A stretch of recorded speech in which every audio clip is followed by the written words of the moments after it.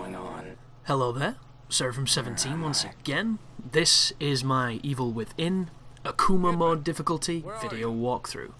This is chapter 2 entitled Remnants, and we are doing a no upgrade playthrough. Which means if you follow this walkthrough and you have an insane amount of intestinal fortitude, perseverance and just sheer insanity to be doing it, you will get both Akumu difficulty and the achievement or trophy for not upgrading your character. I said in the previous mission that I don't recommend doing this, and I still say that.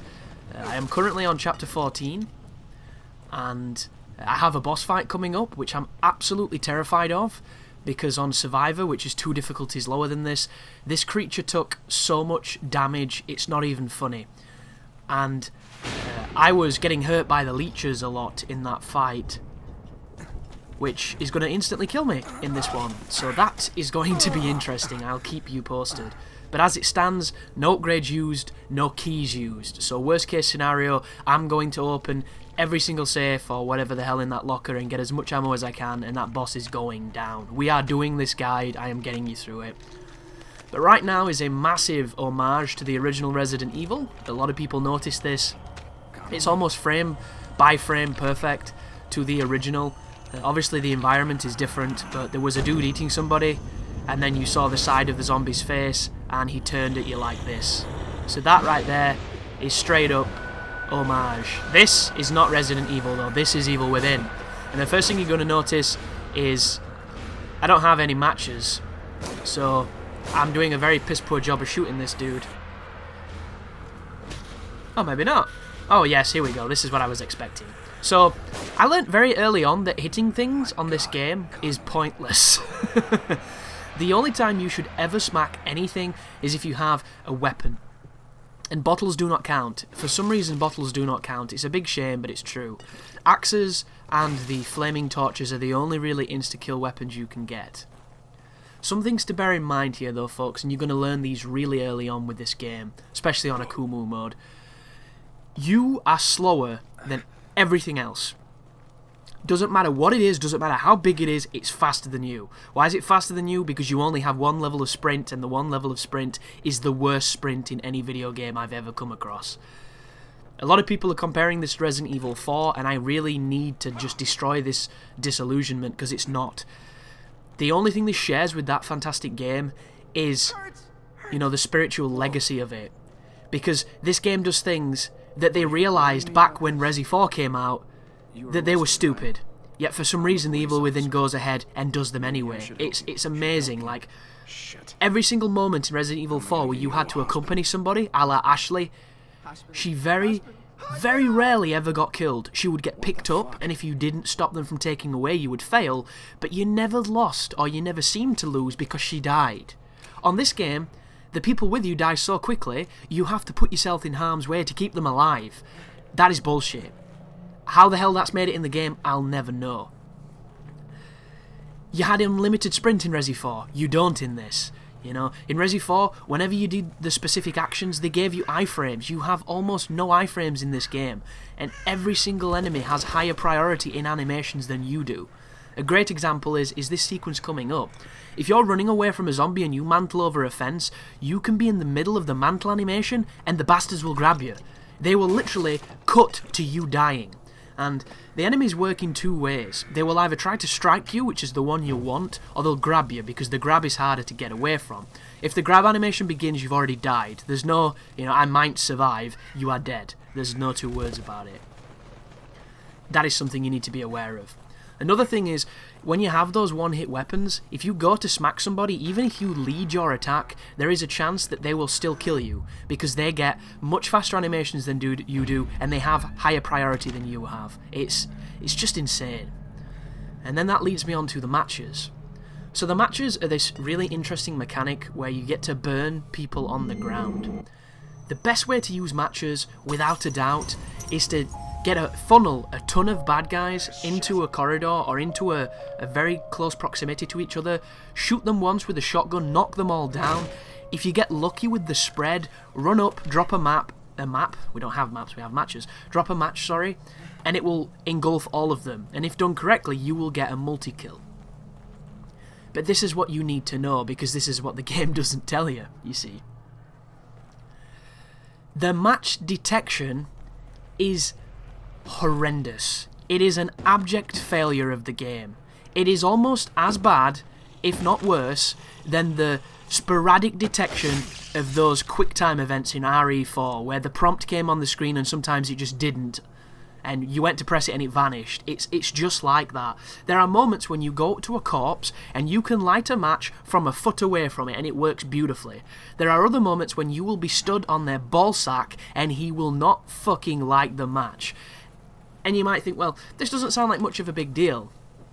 It is on Akumu mode, guys. Everything that didn't feel like a big deal is now a big deal. That's how you have to look at this. Every encounter you had no trouble with will now give you trouble. That is how this difficulty works. And the thing with the matches is, you get no iframes. If you got iframes, I'd have no problem with it, because you're putting yourself in harm's way to do something quite risky. And the thing with it is, you kinda do get iframes, but they're very strange. For instance, I think it's the moment the flame engulfs, then you're okay. Before that point, you're completely vulnerable, so you're going to see these incredibly tense moments throughout this entire guide, where I'm dropping matches, there's a guy about to punch me, and he might even punch me, but it doesn't kill me. And then this begins. So I'm going to have to talk about this first area, guys, because this is the first challenge of Akumu mode.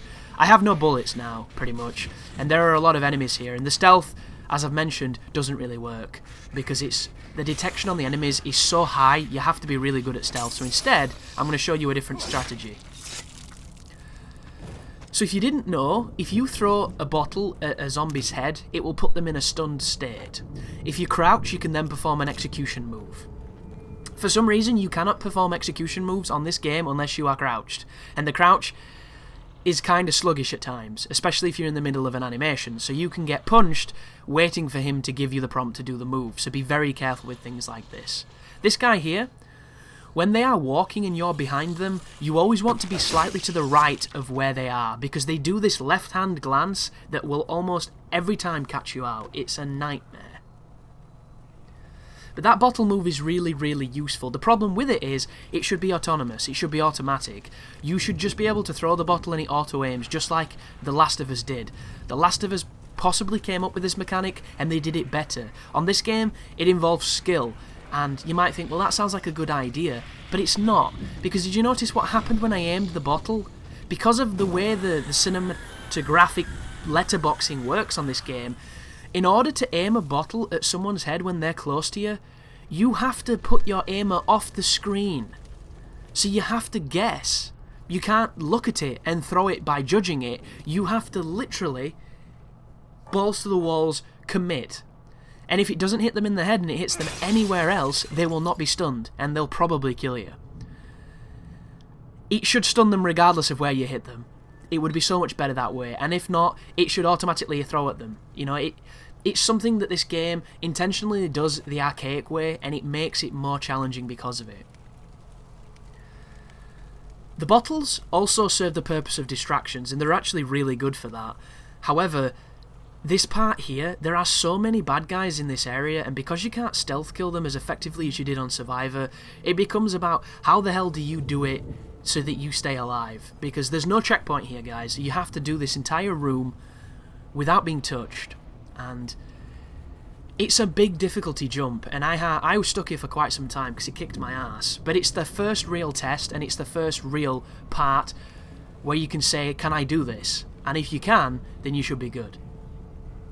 But the reason this is tough is because even if you sneak past everybody without killing them, and there's even an achievement that says Alla Corvo, which I believe is a Dishonored reference because that was a Bethesda property as well. And they're telling you that it's possible to sneak past this area. But when you do, and you start twisting the crank, you wake everybody up. So it's this notion of, it gives you this impression that you can stealth this area, but you can't. I got to the end without alerting anybody, and as soon as I turned that thing you have to turn for about a minute, everybody came and gangbanged me. So you have to get rid of everybody, or you just will not open the door. And then this is a thing right now. So it looks like I'm running in a circle. I'm not. I'm trying to not get this guy's attention. I'm trying to lure him as far away as I can and then get his attention. And we've just got him now, so he's going to come for me. The standard infected guy, the standard zombie, he has a few things he can do. Usually he will point at you before he does anything. That is the best opportunity to attack him, but he'll only do it when he spots you. After he's spotted you, he'll do whatever he wants. That's his run, and that's a grab attempt. That's a bottle to the face, that's a knife to the jaw. The running grab that he did then, they can prolong, and they will chase you for longer than you can sprint. It's very random that they do that, but it can be done, let me tell you. Alternatively, they will do this kick, and the kick is the worst. They will chase you, they will run just as fast as you can, if not faster, and then as soon as they get close to you, they'll do this kind of low kick, and it's very fast, it gives them surprising range, and it's incredibly dangerous. This moment that you're watching, I choose not to go in all the houses. There are supplies in there, but because this is like a 20-minute segment of gameplay where one mistake will put you back at the beginning, I didn't want to risk running on a bear trap or tripping off a bomb or just some bullshit that this game can do, like running into a fire that I didn't notice. And my strategy is divide and conquer. Divide and conquer, take them on one at a time, and beat them in ways that you know you are comfortable with doing. And if you are good at stealthing, you can stealth this entire zone probably. On survival, that's exactly what I did. I stealth killed every enemy in this area, and then I took my time searching the houses. I failed maybe 3 times. There's the kick. That was a high kick though, that one. They do a lower one. And once I realised, you know, how to do it, how to approach the stabbing in the back, I did it easily. And I assumed, like an idiot, that Akumu mode would have the same detection. Because I don't think on Resi 4 they made the enemies more alert on Professional. This game they do. And it's really going to affect you because there is an enemy that is essentially a rip-off of Ruvik. You've seen it in one of those fail videos when I tried to sneak up on him and he just turned around and boomer turned me and there was nothing much I could do at that point. That is an enemy that normally you can just stab him in the head and be done with on Survivor mode, but on Akumu, I literally cannot stealth kill that creature, and I have tried. I have tried in several different occasions, in several different areas, and it just doesn't seem to happen. He just turns around. Regardless of what you do, the dude turns around. So my strategy for him, later on, is literally, I'm going to shoot you with a fucking magnum because I cannot do what I want to do with you. And before that, it's shoot him with a shotgun and hope it knocks him down. If it doesn't knock him down, let him kill you, try again, because there's no point wasting ammo on him. Unless you're at the end of a good run and he's the last bastion to the checkpoint. So another strategy here for people who have more patience is you can get the attention, you can run away, you can wait for them to leash and go back to where they were, then you sneak up, then you stab them in the head. This is a 24-minute video of me doing this. I apologise to the people who want to see high-flying, insane gameplay, but at this moment in time, you don't have any tools whatsoever. Like, I have very few bullets, very few matches. If I could do this now, with the experience I now have, I would probably do this differently, because I have, is it 5 matches? I would run around the area, I would find out where the bear traps were so I don't get killed, I would lure them all, perhaps to this carriage, get them all coming close, and I would try and kneecap the front guy, and then maybe do a match and get the invulnerability. But at the time of recording, I wasn't as good as I am now. I didn't go through the hell that is Chapter 6. And for better or for worse, that chapter's going to make people a much better player. And currently, I've been through so much hell at this point, and people think I'm exaggerating. It's great. Guys, no. You know, I am not blowing smoke up your ass. I am not saying the difficulty is hard for the sake of, you know, views or something silly. This is the hardest game I've recorded all year. By far. And that might just because I'm doing it no upgrades. You know, maybe when you have upgrades, Akumu mode is nowhere near as brutal as this. I'll probably find out when I do my Xbox One playthrough. But what I can tell you is it fucking sucks in parts. And it sucks in pretty brilliant ways. Like, you fight enemies earlier on that you didn't normally fight, so you're going to notice people have helmets, have the masks that stop you from getting the headshot bonus on them. You're going to notice the invisible guys that only turned up in, is it Chapter 4 on the main game? They turn up in other places. There are these really cool ideas, but they're coming at the worst possible moment, and it's completely intentional. It's kind of fucking genius, really. So here's a trap just in front of me. Where I stand on the traps is, I try to do as many as I can but the one where you have to stop the needle in the very tiny bar, that one is so annoying. Because if you don't know, on Akumu mode it makes the bar smaller. The bar is pretty much 2 centimeters wide, maybe 1. It's really tight, and it's delayed, so you have to press the stop button before it gets to where you want it to be. So it's less about reflex, and it's more about, you know, knowing when to stop it. And the problem, of course, is if I do it wrong, it blows me up, and the only times you're ever going to see me going for those traps is if a checkpoint is close to it, because as much as I would love the trap parts, and I'm telling you now guys, you want to save those trap parts, they are the most powerful part of this game. The Agony Crossbow is the best weapon in the game, by far. There's the stamina penalty if you didn't know. The tooltips say if you bash A you recover faster, but I'm sorry, I do not see much of a difference there. But the Agony Crossbow is insanely powerful. It really is, folks. And if you have the DLC, which I have, but I have not used yet for guide reasons, you get a double barrel shotgun and you get 2 bonus balls, which is kind of cool, but kind of exclusionary, which I'm not really a big fan of. So I think this is the final guy. There are 2 people pretending to be dead up there past near where you have to turn the lever, and you have to burn them or they'll get up when you're turning it. Whenever you are using a lever which involves tapping A, if you press B, you'll cancel out of the animation and you can control your character. It's really useful to know that. Ooh, did you see that just then? Every so often you'll see these particle effects, these particulars there. They look like globs of blood that float. If you notice them, stop immediately where you are and look around, because it means you're near a trap. It's the game's subtle way of telling you you're about to step on a fucking bear trap, or something of that nature. To try and give you a little bit more information on the traps, bear traps give you parts. Wire traps that have that big circular plate give you parts. Wire traps that are strung across those 2 pegs do not. The explosive ones give you parts, obviously. And I think the parts they give you is pretty much predefined. I think the bomb ones give you 2. I think most of the wire ones give you 1. Something you all probably want to know as well, the loot is random. When you reload checkpoints, you're going to come to notice that when you break boxes, you get different things. Also, the lockers are random, so there's no way to game the locker room by saving before opening a ton and then reloading and getting the ones you want. Because if you could do that, folks, I would save all my keys and I would literally just haul magnum ammo, because it's easily the most powerful gun outside of the Agony Crossbow. Which I need to explain, because I haven't explained it, have I? Agony Crossbow, we're going to get it in the next level. It is a weapon that allows us to use trap components to make bolts. The standard bolt is kind of shit. It pins people to walls. It doesn't really do enough damage to make it as good as I would like it to be. Ooh, something you need to know too. Do you see how that guy was on fire and he was running? For some reason, I don't know why, the game is just that evil. I've been executed by a grab from an enemy that was on fire. And normally the game kind of says, once he's on fire, he's dead, he doesn't count anymore. Be aware of this, take precautions, don't get grabbed.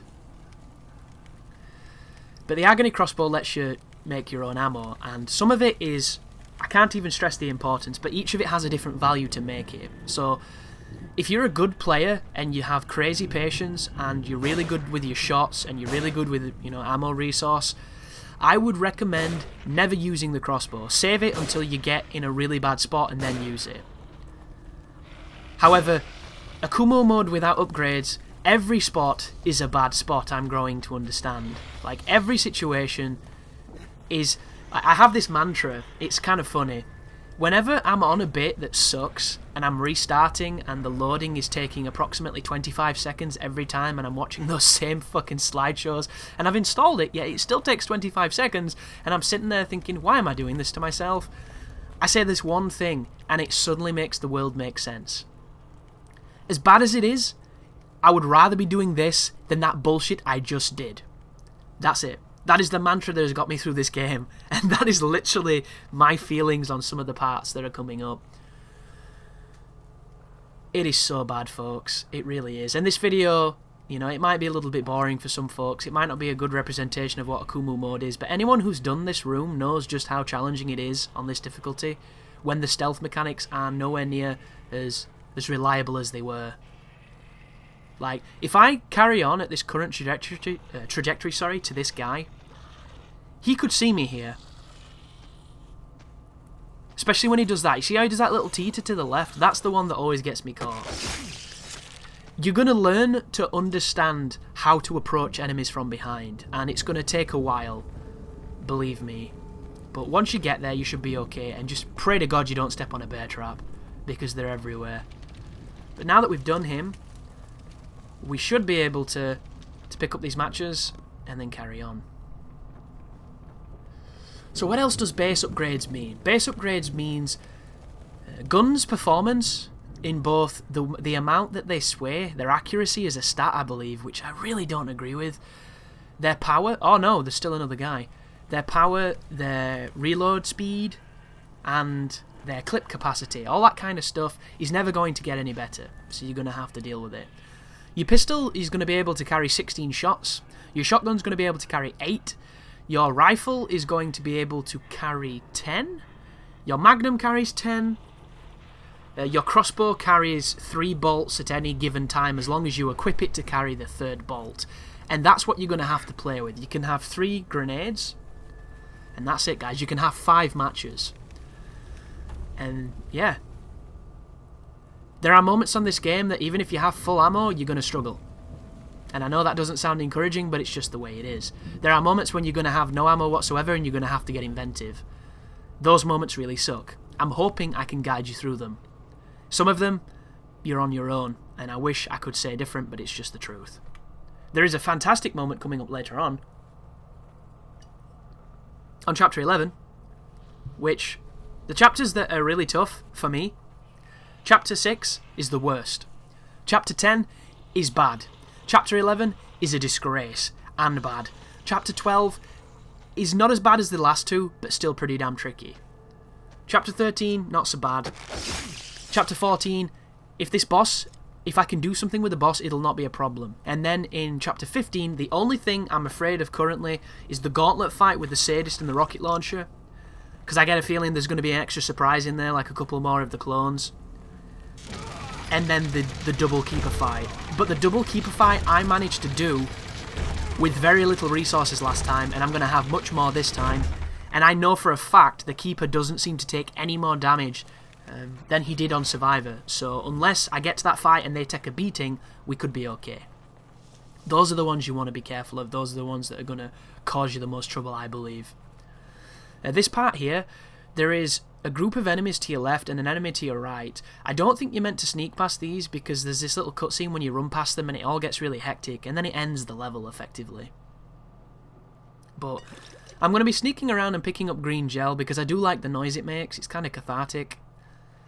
It's just a little sad. How much have I put into this game?